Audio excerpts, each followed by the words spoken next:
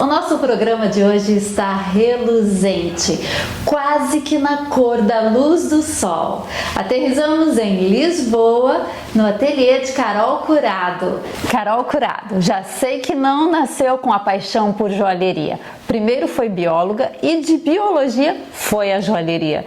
Explica pra gente como aconteceu isso na sua vida. Na realidade, eu acho que sempre tive esse bichinho em mim. Claro que não era joalharia no início, era brincar com plasticina, brincar com as miçangas que a minha irmã tinha em casa, fazer colares, brincar, e isso nunca desapareceu. Eu achava que não tinha jeito suficiente para seguir uma carreira ligada a artes e por isso segui a minha segunda paixão, que era a biologia.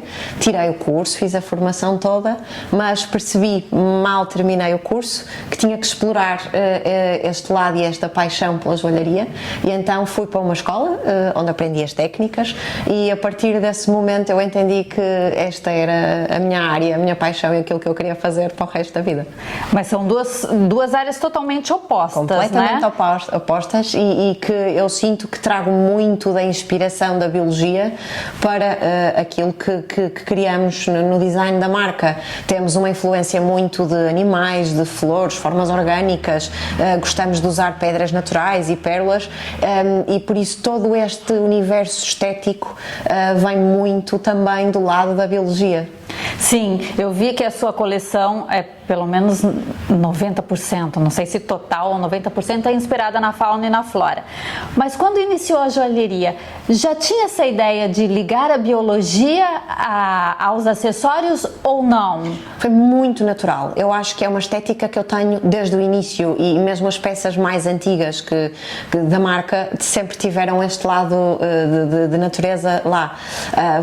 Não foi nada muito planeado, foi muito orgânico, muito fluido, e é quase uma reinterpretação desse mundo natural à minha volta que depois eu integro no trabalho e na criação. Vi que suas peças são super delicadas, e quando a gente fala de fauna e flora e a gente tem esse olhar mais sutil, perceptível, vamos dizer, a gente consegue captar algo ali na fauna e na flora e trazer para dentro da joalheria.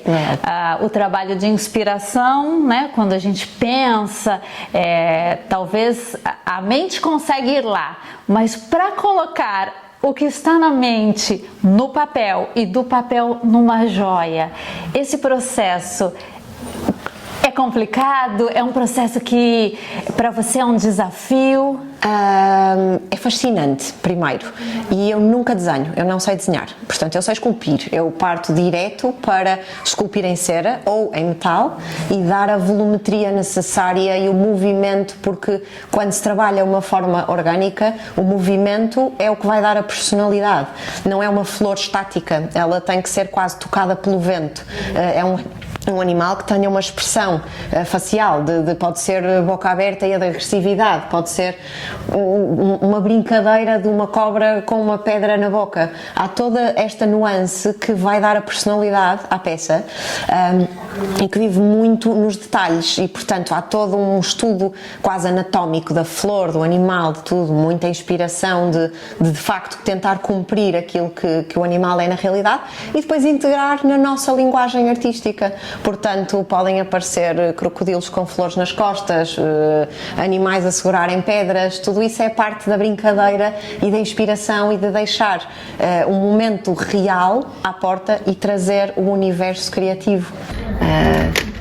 Nós começamos as peças muitas vezes pela cera, esculpir, deste estudar a forma, neste caso queremos fazer uma peça que tenha este tipo de articulação. Nesta fase já podemos aplicar alguns detalhes, algum desenho, aqui não é perceptível, só quando passa para o metal, não sendo a mesma peça, porque naturalmente esta ainda não está fundida, mas depois passa para isto, para este género de forma, está em bruto aqui, e aqui vamos planear, vamos pôr mais decoração, etc e tal, e depois trata-se de brincar um bocadinho com os vários elementos e criar formas e a peça nasce aqui, não é? Brincos, anéis, colares, etc. Pegamos no universo de moldes e de elementos que criamos, e vamos incorporando até chegarmos à peça final. Por exemplo, isto vai ser a barbatana do peixe. Em vez dela ser feita com uma cauda mesmo de peixe, vai ser uma flor. E agora seca-se aqui e a seguir eu vou soldar.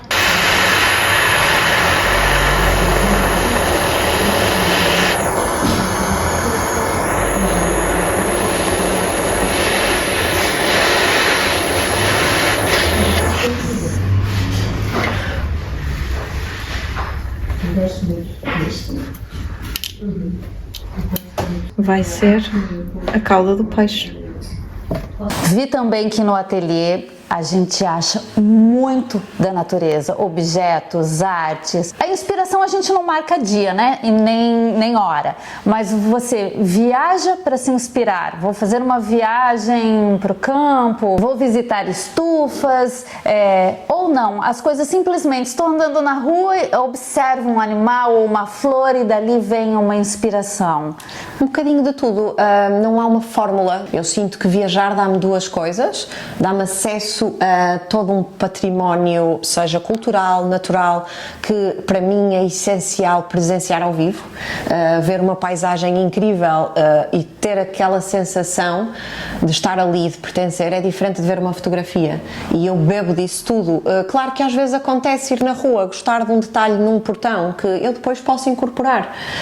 Muito disto e do universo que construímos de decoração na loja também é um reflexo das outras áreas que nos inspiram, a fotografia, a pintura, a escultura, temos também os animais que efetivamente estão presentes aqui, e tudo isso gostamos de estar rodeadas de um espaço que em si também nos devolva essa inspiração que nós vamos trazendo das nossas viagens e que para mim são essenciais.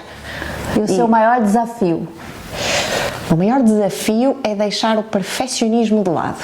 É conseguir criar e ter uma relação saudável e boa com aquilo que estou a fazer, de questionar menos, aceitar aquilo que não corre tão bem, ser menos exigente e às vezes mais apaixonada pelo processo. Há um momento de muita paixão e depois há um momento de alguma ingratidão e de não gostar. Há um ciclo de construção e desconstrução constante e esse tem que saber ser equilibrado. Os dois polos, né? Tem que achar o equilíbrio. Sim. Lembra da sua primeira peça? Lembro. Foi uma peça que tivemos durante muitos anos à venda. Foi uma earcuff e nós ainda produzimos hoje este modelo, não aquela especificamente, mas aquelas brincos que sobem pela orelha. E eu escolhi uma flor para ser trabalhada, que era o amor perfeito, que vem de uma tia minha, já faleceu, mas que foi muito importante. Também ela é uma esteta natural e deu-me muito nesse sentido. E ela tinha um anel que era da minha avó, que tinha um amor perfeito, e eu quis reinterpretar aquela flor. E, portanto, foi a primeira peça que eu produzi, que fez imenso sucesso. Era diferente. Claro que hoje, olhando para aquela peça, ela era de uma simplicidade técnica que hoje eu já não faria da mesma forma, mas foi muito acarinhada e muito especial. Uma peça que representa Carol Curado. As tiaras surgiram como não uma peça com o intuito de ser vendida, mas com o intuito de mostrar todo o nosso espólio criativo, porque às vezes para mim é muito importante criar, não com o objetivo de vender, mas de só cumprir o desígnio estético e, portanto, fazemos peças que são muito especiais e que normalmente reúnem todos os elementos dessa coleção e que têm essa ambição quase estética e de representar um bocadinho do nosso universo criativo. Portanto, esta é a tiara da coleção Camélia, é uma das minhas peças preferidas e também uma das tiaras maiores que já fizemos. Tem várias pérolas integradas aqui no meio das flores, é quase como se fosse uma junção orgânica e cada pérola fosse convidada a ser descoberta no meio deste mar de flores. E depois eu gosto de criar estas assimetrias para que a peça tenha uma leitura mais irregular. É super bonita, fica bonita. E a Carol faz peças sob medida? Posso entrar aqui e pedir, Carol, eu quero uma peça assim, assim, assim, ou não? Fazemos sim, claro que é sempre um processo com muito mais tempo, com outro tipo de custos também. Claro que é super especial poder trabalhar esse registro e fazemos. Isto é outro tipo de detalhe que nós gostamos muito de incorporar.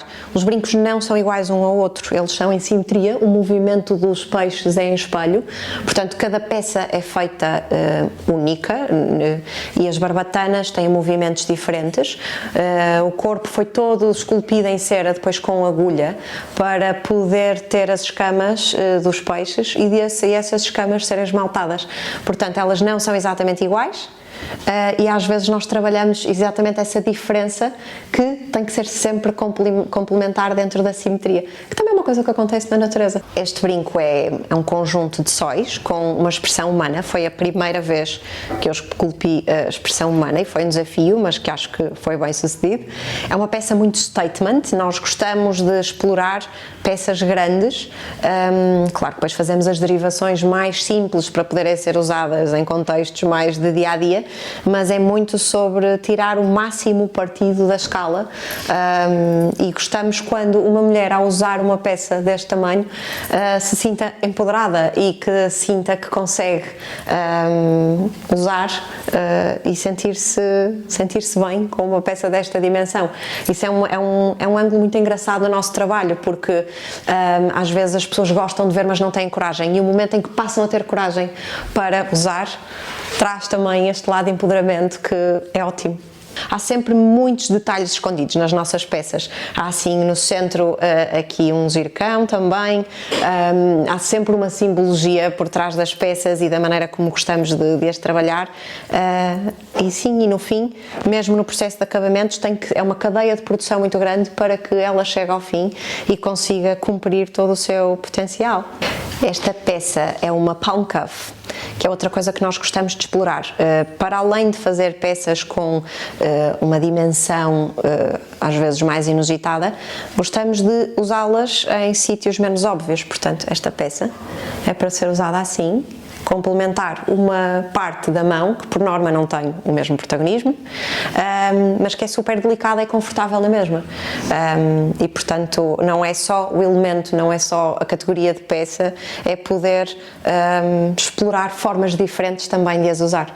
Eu comecei sozinha em 2012, fiquei 3 anos ainda a trabalhar a marca sozinha, mas em 2015 a Fátima, que é a minha sócia e dona da mãe da empresa, juntou-se ao projeto e trouxe todo o seu know-how de marketing, de estratégia, de desenvolvimento. Não basta ter um bom produto, é preciso saber apresentá-lo e mostrá-lo ao público, e isso foi o know-how de marketing e de publicidade da Fátima. Somos muito compatíveis na forma de pensar, de respeitar o espaço uma da outra e de trabalhar. Houve uma fase em que fomos só as duas, hoje é uma equipa bastante maior, e que nos ajuda a cumprir não só a parte criativa, como de produção, de atendimento ao cliente, de tudo, porque fazemos tudo aqui, nós não terceirizamos a nossa produção, criamos e produzimos nós, portanto, tudo Carol Curado. É verdade. Carol, foi um prazer Obrigada. conhecer o seu universo, como você enxerga a fauna, a flora, toda essa delicadeza. Espero que você tenha muito sucesso. Obrigada. Eu espero voltar daqui a 10 anos. Aliás, como a Carol se enxerga daqui a 10 anos? Mais do que 10 anos, eu quero trabalhar até aos 100 a fazer isto. Opa, então você é das minhas, que eu também quero chegar até aos 100. Todo sucesso. Obrigada. Estivemos aqui em Lisboa com a Carol Curado. Aguardo vocês no próximo episódio. Beijos, fui!